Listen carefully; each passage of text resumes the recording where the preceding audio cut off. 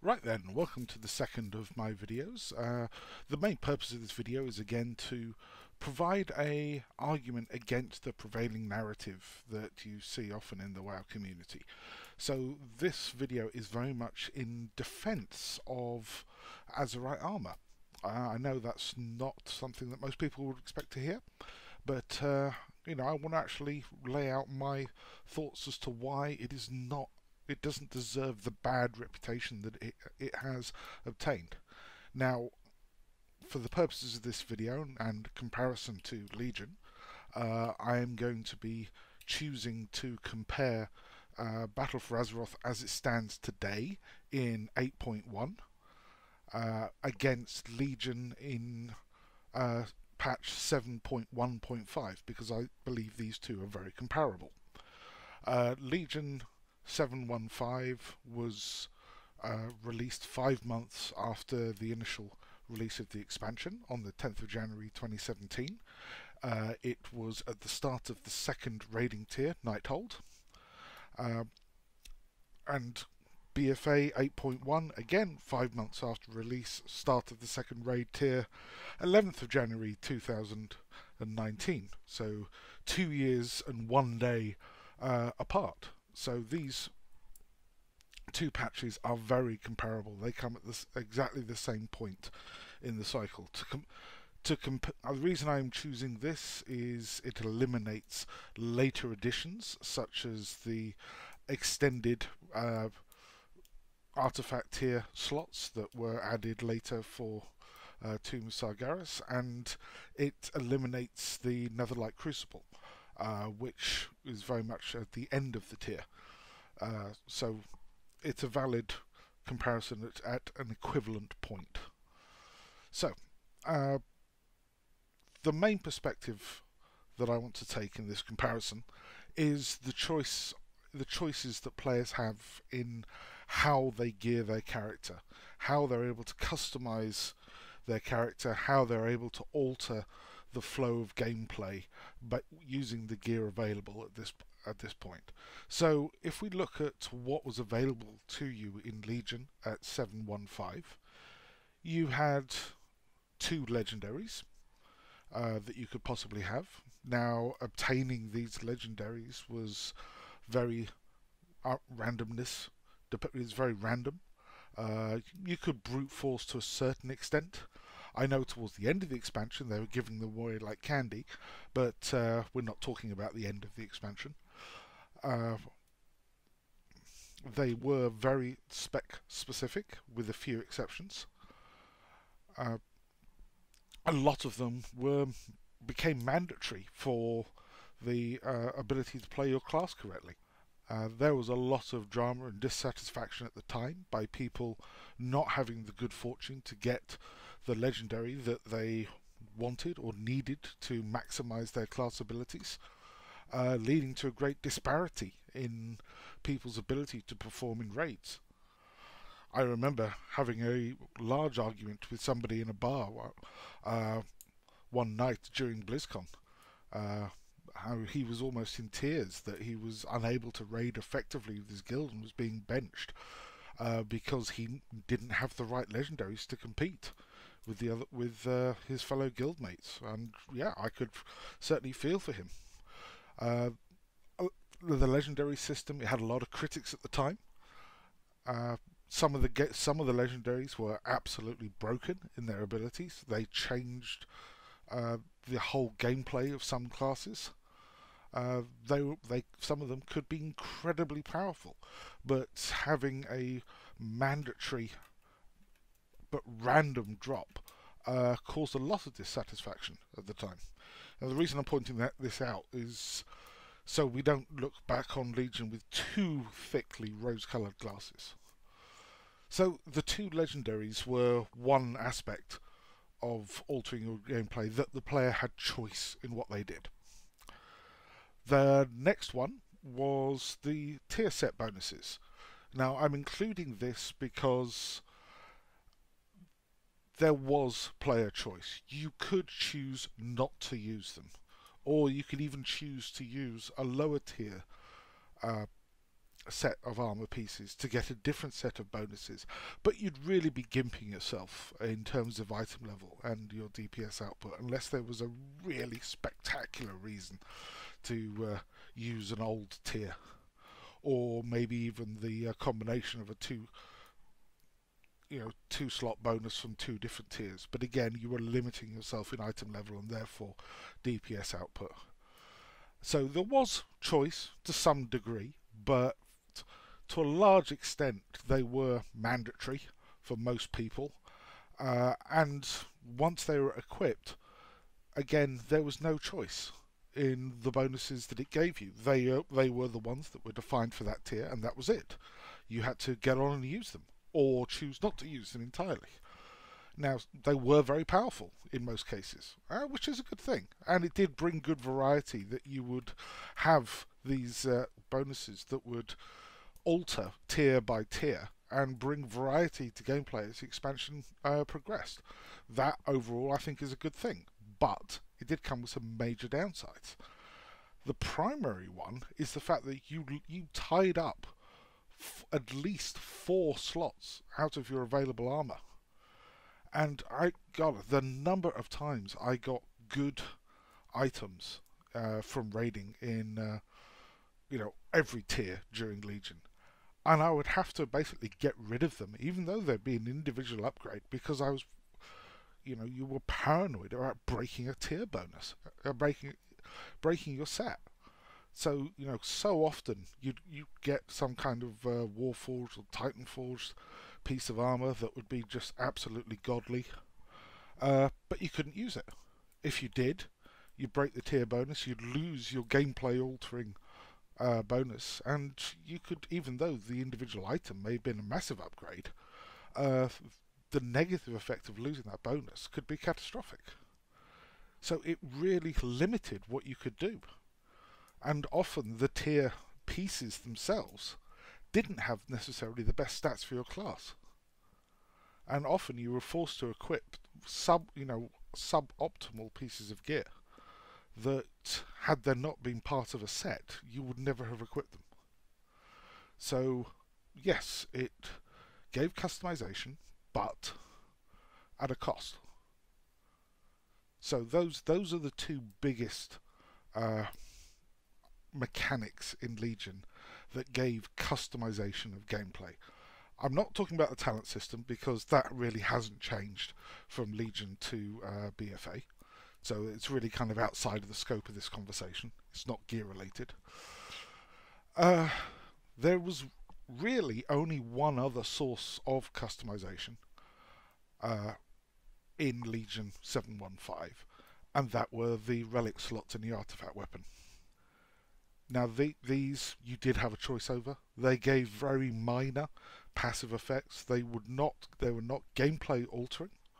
They did have an impact, but they were small.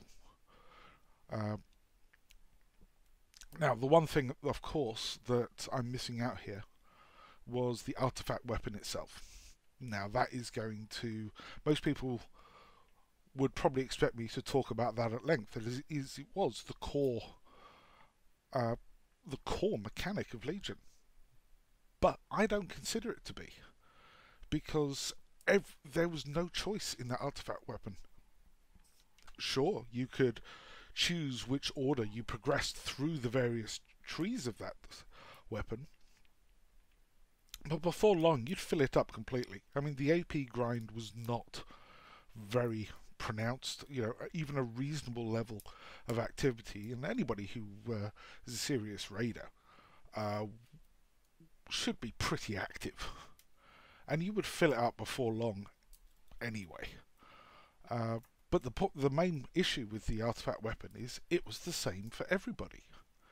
Now, I mean, I play an elemental shaman day in, day out, and the Fist of Raden, yeah, great weapon, loved filling it up, unlocking all those traits, but it was the same for every single elemental shaman. There was no variation. And if there's no variation or choice or any kind of player agency regarding how this is used, then effectively it's just a baked in part of the class, and there is no level of choice within that. So, you know, in this comparison of gear, I have to leave the artifact weapon out of it, with the exception of the relic slots, because that actually had a choice. So overall, for Legion, you had 2 legendaries, 2 tier set bonuses, and 3 passive effects from relics. In terms of gameplay customization, that is it from gear. So, moving on to Battle for Azeroth, with its less than stellar start, shall we say. Now, I'm not going to talk about the Azerite system as it was in 8.0, because I think we can all agree that it was not a particularly good system there. I want to talk about it as it is today, in February 2019, in 8.1. So what have you actually got to customize your gameplay choices in BFA? Well, obviously you have no artifact weapon anymore, so you've lost a lot of baked-in abilities, but they were all passive or active abilities. A lot of those active abilities have been rebaked into various talent choices. So, you know, the loss of passives that are identical for every single member of that class, well, that's not really a detriment to customization, because if everybody loses it the same equally, then it's still a level playing field. So, what have you got? You have your outer 2 rings, which are very much aimed at your primary spec. So you've got 6, for want of a better term, major traits that you can choose between the 3 slots, the 3 Azerite slots. You've got 3 lesser traits, which is the 3rd ring. These, to be honest, these are kind of like the middle tier of the Netherlight Crucible relic abilities. They do some stuff, but they're relatively minor. They can have a choice. They can have a big choice, especially with things like Gut Ripper if you're on an execute fight. So they can have a significant impact in the right circumstances. And then you've got 3 utility traits, which is the 4th ring, which very much can be variable. None of them are useless, but they all very much have their niche. I would argue there's a choice of 12 different options that you can pick to alter how you play the game in BFA, compared with effectively 7 in Legion. Now, I would it's a fair argument that the 7 in Legion individually were probably more powerful. Certainly at this point in the expansion cycle, I would argue that the traits are weaker, but we're still an early point in this expansion cycle, and as I'm sure they will gradually ramp those up over the course of the expansion as we move into 8.2 and eventually into 8.3, whatever that is. So in terms of actual customization, I actually think we have more now than we did in Legion. You have more choice in how you can tweak your gameplay, what abilities you want to prioritize. But there is one major caveat with that, and that is the respecking issue. Certainly, moving from one spec to the other in BFA is more painful than Legion. I mean, in Legion, the tier bonuses would swap between. The relic slots, well, you would have to farm those individually for each spec, much like you have to farm individual Azerite pieces in BFA. So there is a kind of comparison and correlation there. And the legendaries, again, in Legion, they were very spec specific in the main, at least the good ones were. But again, RNG dependent, and you would need to be lucky to get the ones for the spec that you wanted, and you'd have to be playing in that spec to get them at this point in Legion. I know things changed later on, when you could get off-spec legendaries a lot much more easier towards the end of the expansion. So why am I actually in favour of how the Azerite system works at the moment? Well, there's been a lot of negative talk about the AP grind, but to be honest, again, if you are a serious player, and I'm not talking top world's top 100 or anything like that, but you are an active player, then to be honest, you'd be in the low 40s at Azerite level now, just by doing the daily stuff. Doing a few islands a week, doing the emissaries, etc., doing a few world quests, none of which is particularly tortuous. I mean, right at the moment, I am artifact level 41. I have never set out specifically to grind Azerite. So, and at this point, I can unlock 4 of the rings on Heroic, 3 of the rings on Mythic Gear, and in the coming weeks, I'll easily unlock the rest in the next few weeks. At the moment, I'm going up about 1.5 levels a week, but I'm not farming it. This is progression, just incidental progression through normal gameplay. So the people that want to kind of give themselves a hernia and bash their heads against the wall trying to farm their way to level 48 within the first week, well, sorry, but that's just a bit silly. I mean, yeah, sure, the people that are in the world's top guilds and put in massive time for the slightest advantage and slightest 0.1% of an improvement on something. Sure, they're always going to go for that. But for the majority of the player base, the Azerite grind isn't really a grind if you're active. If you log in and earn, once or twice a week, yeah, you're going to lag behind a huge amount. But if you're relatively active, play most days for an amount of time, then you won't be far behind, and you will have a decent Azerite level. Now, there are some downsides with the current system. The requirement to refarm refarm the Azerite pieces time and time again as you go through the different different tiers and unlock the abilities again. I can understand people's frustration at that. But again, to be honest, if you're relatively active, you will have those unlocked. I mean, even the highest level mythic tier items, the first ring unlocks at 15. Now, if you're not Azerite level 15, what the hell have you been doing all this time?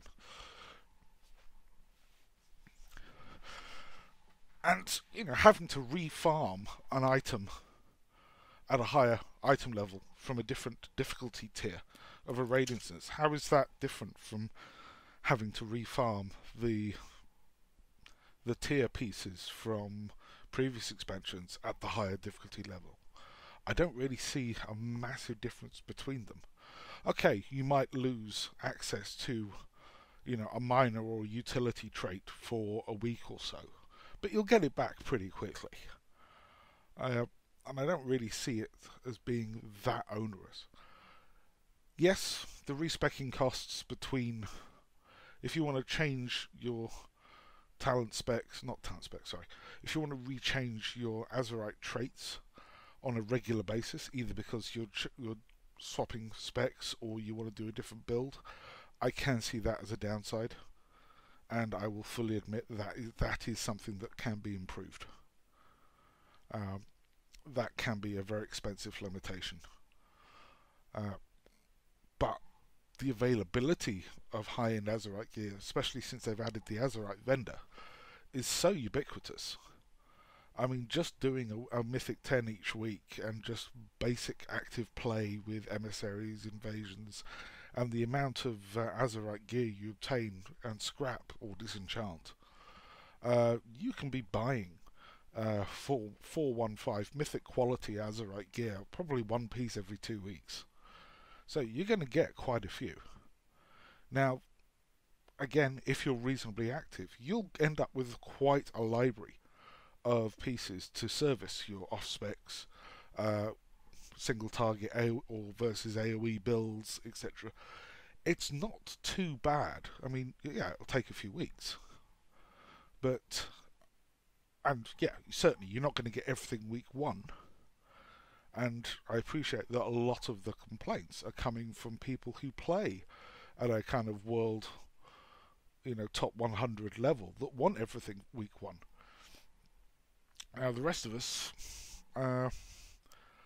we can afford to be a bit more patient, and we will get them.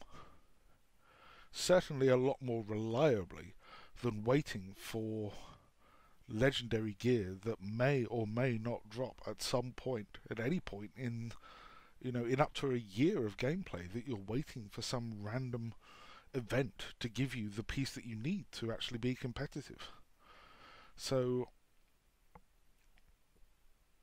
I know I'm being controversial here, but I really don't think the Azerite system as it stands now deserves the level of hate that it's gotten. I think it's really come on since 8.0. I agree at 8.0 it was not up to the quality that it was needed. But the changes in availability in 8.1, the extra traits, and the better quality of traits within the gear, I think have put it at least on a par with Legion, and in some areas better. Because the one thing you cannot deny is there is a lot more choice in how you spec your gear. Now I know that's a fairly unpopular view, but I wanted to give a kind of alternative viewpoint to the prevailing narrative out there. I'm really interested to know what you think, and if you enjoy these kind of ranting videos that I'm doing. As I said, the aim is to try and provide a counter narrative to the prevailing sentiment within the community, not out of any sense of trolling or anything, but more to kind of just provide a counterpoint for discussion and try and raise some thoughts. So, as I say, leave any comments you have below, and if you like this video, please like it, and if you feel like subscribing, please do.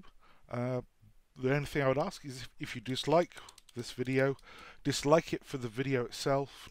Don't vote on the basis of what you think about Azerite armor, because that's not the point of the video. So thank you for your time, and as I say, any feedback greatly appreciated. I'm just getting new to all this stuff, so thanks again.